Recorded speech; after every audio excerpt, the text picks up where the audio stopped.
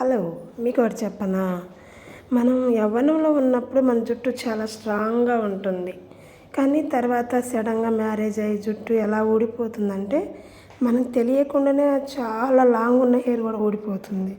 నాకైతే జుట్టు బాగా ఊడిపోతుందండి. నేను ఎంత సమస్యతో ఉన్నానో నాకే తెలియదు. కానీ నేను అన్నీ బాగానే తింటాను. ఎందుకు ఊడుతుందో నాకే అర్థం అవట్లా. ఇలాంటి దారిలో ఎవ్వరూ తోడుండరు, ఒంటరిగానే నడవాలి.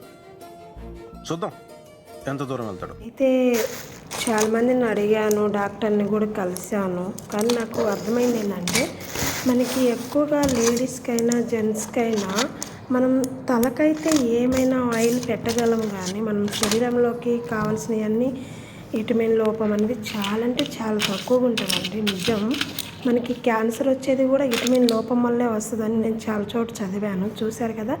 ఇది అయితే డి విటమిన్ అండి. ఇది మల్టీ విటమిన్. ఇది మల్టీ విటమిన్ చూసారా, అక్కడ మల్టీ విటమిన్ అని ఉంది టాబ్లెట్ అని. ఇదైతే సి విటమిన్ టాబ్లెట్ 500 mg అండి. అది సి విటమిన్ టాబ్లెట్. ఇంకోటి చూపిస్తాను చూడండి, అది అయితే ఐరన్ అండి. నేను ఏమంటానంటే మనం ఓరల్గా అయితే తింటున్నాం, రోజు తింటున్నాం. వాటిలో ఏ విటమిన్ ఎలా ఉంటుందో వస్తుందో రావట్లేదండి, మనకే క్లారిటీ లేదు.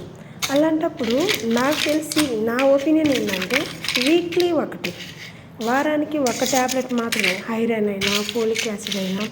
ఈరోజు ప్యాంటాప్ ఈరోజు మల్టీ విటమిన్ ట్యాబ్లెట్ వేసుకున్నాం అనుకో, 2 days తర్వాత ఐరన్ మింగేయాలి, తర్వాత 2 days తర్వాత కాల్షియం మింగేయాలి, తర్వాత అలా అని డి విటమిన్ మింగేయాలి. ఎందుకంటే పాతకాలంలో ఎక్కువ శాతం ఎండలో పనిచేస్తారు కాబట్టి వాళ్ళకి డి విటమిన్ అనేది ఎక్కువగా ఉండేది. కానీ ఇప్పుడు మనం చేసే పని ఏరు, మనం తినే ఫుడ్ ఏరు, మనకి విటమిన్ లోపం అనేది చాలా అంటే చాలా ఎక్కువగా ఉంటుందండి. కాబట్టి నేనైతే డైలీ కాకుండా వీక్లీ ఒకటైతే వేసుకుంటాను.